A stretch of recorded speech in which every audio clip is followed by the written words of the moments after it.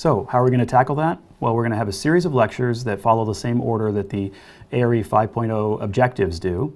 And then that will give us a kind of a generalized background for the overall discussion, but we'll use a series of other attempts to connect to the real world aspects. So we're going to have a series of guest lecturers, we're going to use some example projects, we're going to look at some samples. For example, in this particular one, we'll talk about contracts and looking at actual contracts. We'll go through a bunch of questions.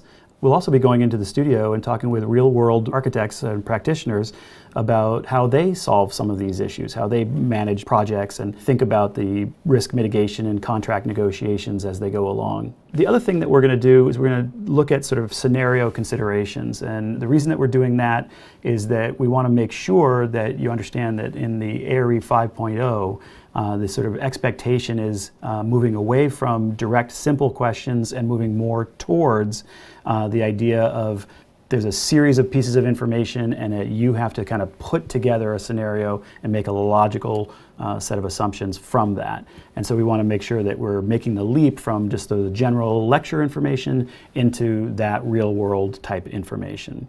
So let's dive in.